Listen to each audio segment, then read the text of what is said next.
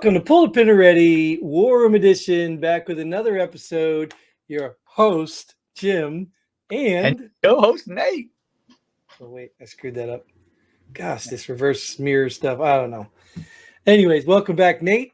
Welcome back, all of our wonderful viewers. Let's check the live viewer count.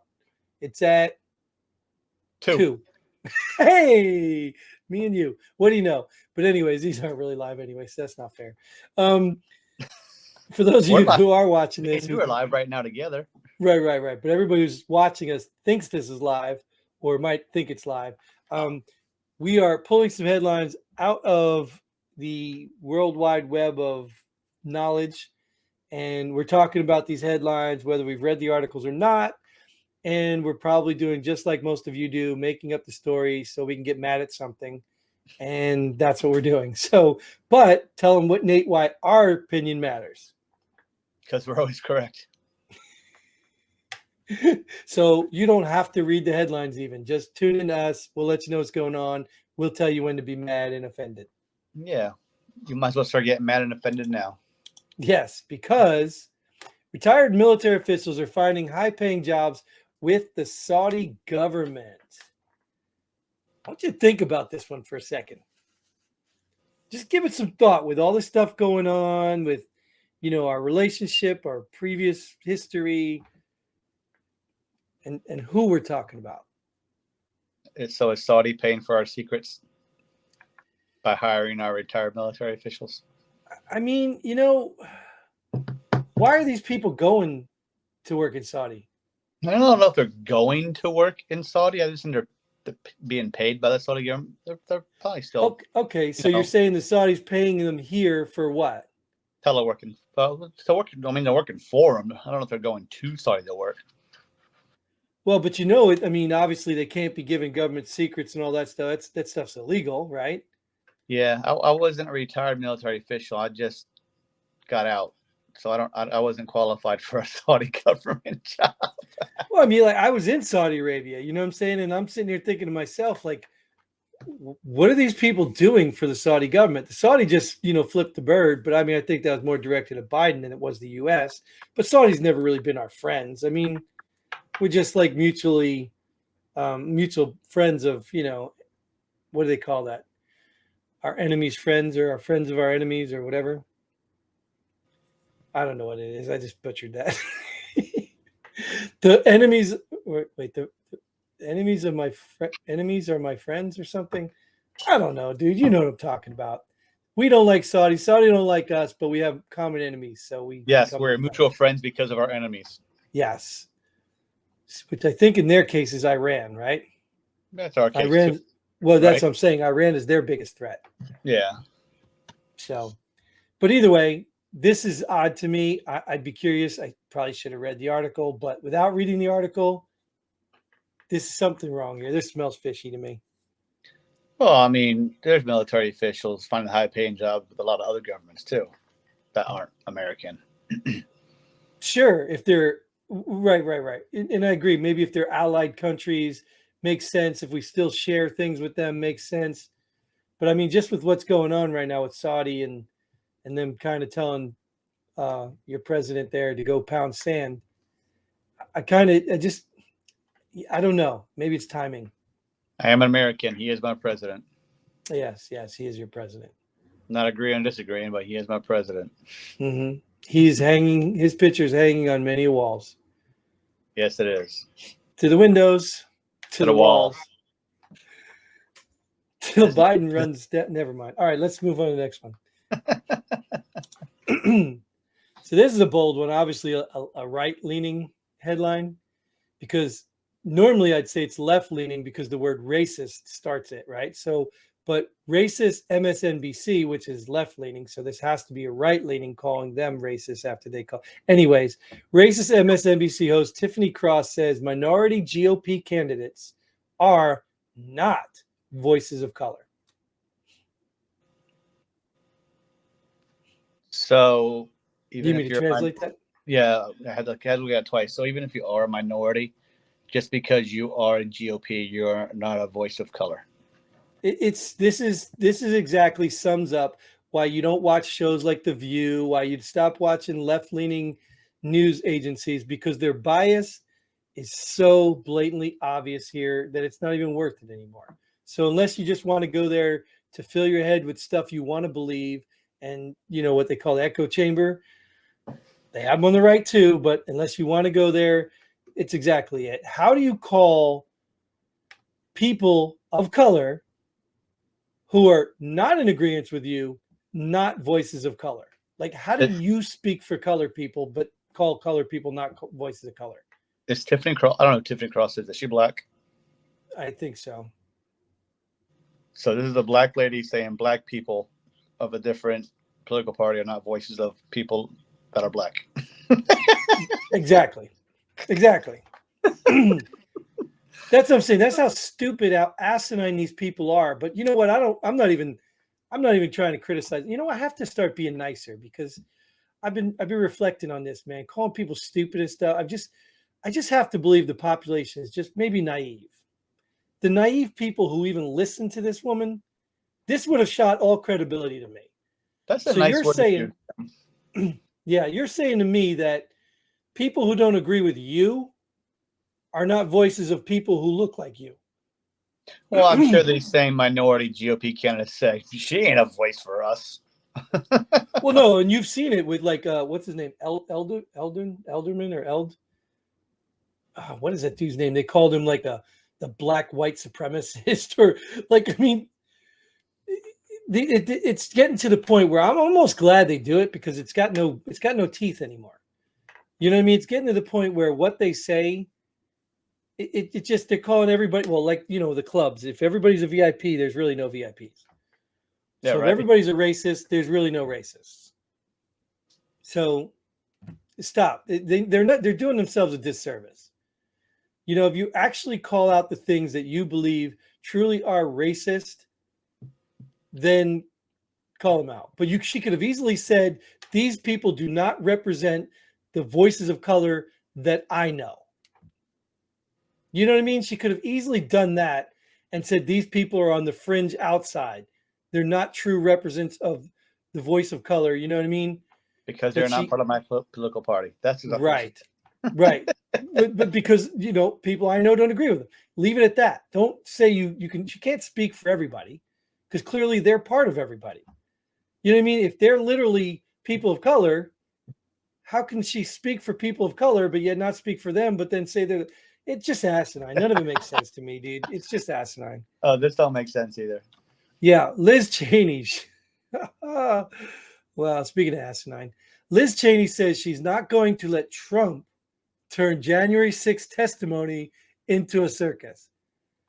I need a moment for this one. I thought it was already a circus. Hello. Thank you, Nate, because I really didn't know how to digest that one without laughing my ass. When I read this article, that's why I included it. I said, this is way too funny. Way too funny. How is Trump going to turn it into a circus? Now, I didn't read the article, right? So let's assume maybe this means she's trying to say, let's not bring Trump in to testify, because he'll make it a circus. Isn't he the main reason January 6th happened? So why not bring the ringleader in? Well, listen to me. Think about that for a moment. If she is trying to say, let's not bring him in because he'll turn it into a circus, that's like that other coward lady in Arizona saying, oh, I don't want to debate because they'll sling mud at me. You know what I'm saying is there's something behind this, if I'm interpreting this correctly. Of course you are. Because you're right.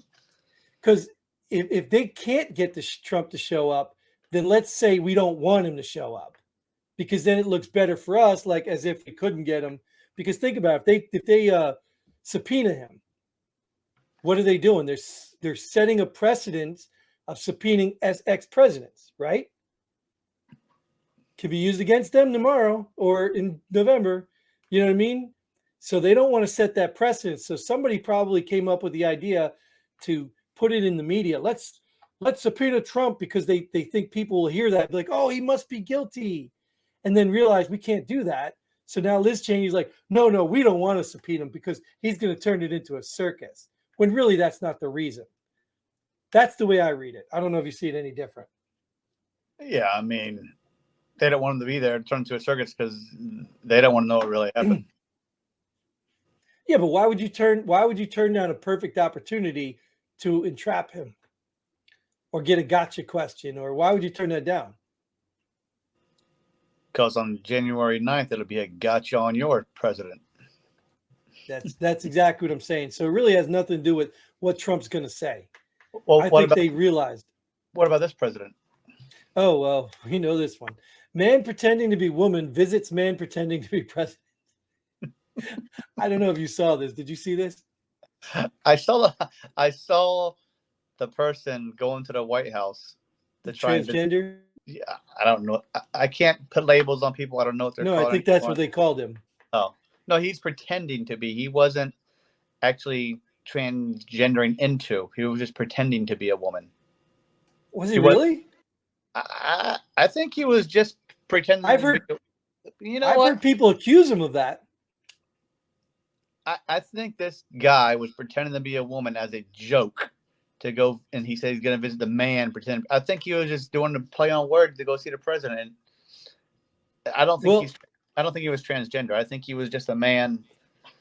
This one, I did see a video on this one, and I don't think he was transgender. I think he was just being stupid and making people look dumb. Well, I'm telling you, the people believe that he did do this as a joke. But I think out of his own mouth, he is transgender, and he's documenting his transition. That's what I think he was doing. But here's the bigger question.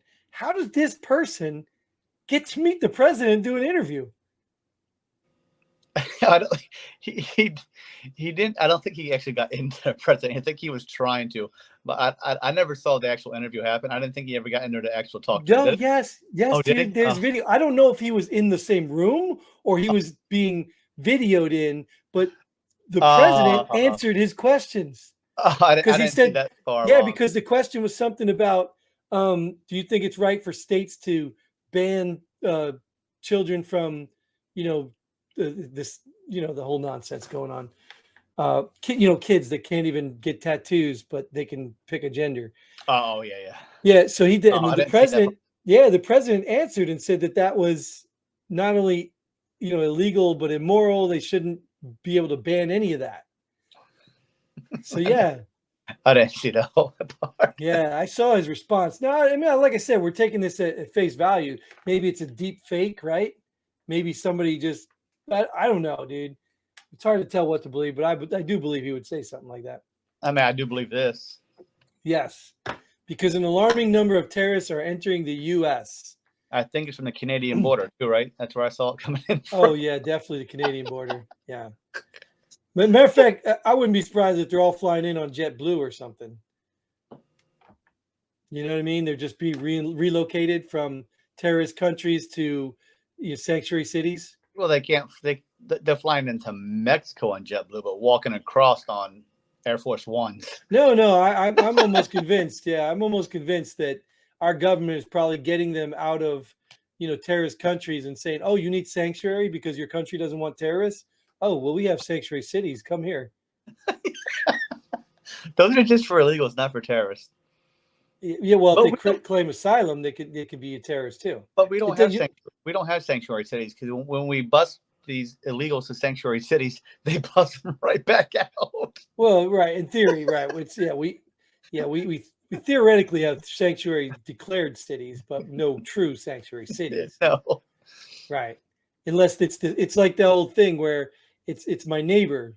Yeah, it must be my neighbor. Send them to my neighbor. And my neighbor's saying, send them to my neighbor. So yeah, these people must be experts at bus rides by now. They're going back and forth in buses. It's like those signs in people's front yards. I believe in the Second Amendment. My neighbor doesn't. Rob him. Yeah. I love it. Oh man, that's a good one. I got to get that. I mean, even though my neighbor, they got, yeah. Anyways. So awesome. So out of all that stuff, you do realize there's a Babylon Bee in there. I'm sure you figured it out already. Which one is that one? I think it was the man pretending to be a woman because this man pretending to be president. Yeah, that was a little obvious. But in all seriousness, it was easy to go with because there actually was footage of this happening. But the Babylon Bee, I guess they're just mocking it. So that's what makes it, it could be true. It is true. It happened, but they're mocking it to the extreme. Anyways. Oh, I just made the whole thing up. I didn't see anything about it. Yeah, no, I did. There actually is an interview there. There's an interview because they were laughing. People are actually mad because out of representing the trans community, he's the wrong person. I think he's been in transition for 22 days. And if you go watch his videos, he over exaggerates. That's why they think that he's really just mocking them. But he denies that because he over exaggerates. Oh, pretty flowers. Oh, like, becoming a woman, all those things happen to you. You know what I mean? Like, it's hilarious. Then I didn't see anything, but then again, I don't think he's really transitioning. Well, to me, it's sad either way. It's sad that people are allowing him to do this, and it's sad that people are buying into this. So it doesn't matter. Either way, it's sad. And it's sad, but we have to leave this episode too. So that's what we're going to do. Thanks again, Nate, for showing up. Like it's your duty, right? Thanks again for you guys. That booty. Yeah.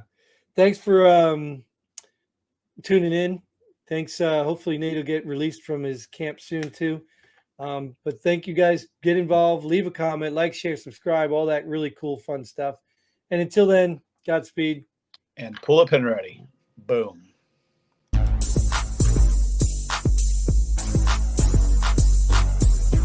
Thanks for joining us here at Pull the Pin Already.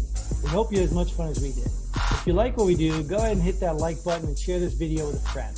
Don't forget to subscribe and hit that bell button so you don't miss out on any of our future episodes. But most importantly, leave a comment below. Let us know if you agree or disagree with our opinions. Hope to see you here next time on Pull the Pin Already.